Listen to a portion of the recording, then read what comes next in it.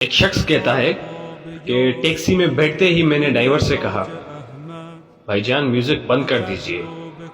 کہنے لگا بھائی جی بس ذہن ذرا فریش ہو جاتا ہے. میں نے کہا مجھے پتہ ہے لیکن میں سوگوار ہوں. میوزک بند کرتے ہوئے بولا سوری مجھے معلوم نہیں تھا کیا کوئی قریبی فوت ہوا ہے. میں نے کہا ماں. بولا اوہو بہت دکھ ہوا. ماں کی جدائی کا دکھ ایک ایسا دکھ ہے جو زندگی بھر ساتھ جڑا رہتا ہے. پھر اس نے پوچھا کیا آپ کی ماں مریض تھی؟ میں نے کہا مریض نہیں مجروح تھی. بولا کیا مطلب؟ میں نے کہا کچھ اوباشوں نے گھر پر حملہ کیا، آگ لگائی، ماں کو تماچے مارے اور زخمی کر دیا. بولا اف اتنا ظلم تو آپ نے کچھ نہیں کیا؟ میں نے کہا ہم موجود نہیں تھے.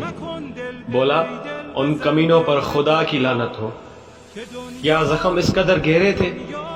میں نے جواب دیا ہاں پسلیاں بھی ٹوٹ چکی تھی. میری ماں 3 ماہ بستر پر رہی اور پھر دنیا سے چلی گئی.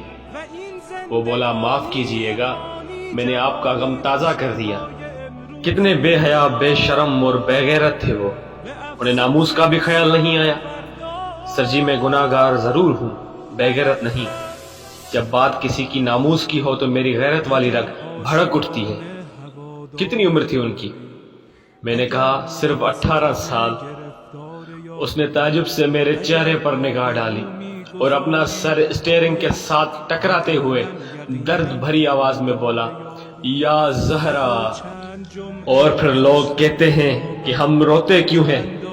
میں کہتا ہوں ہم مر کیوں نہیں گئے جب رسول کی پاک بیٹی سیدہ کائنات کو یہ کہنا پڑا کہ خدا کی قسم میں جھوٹ نہیں بولتی.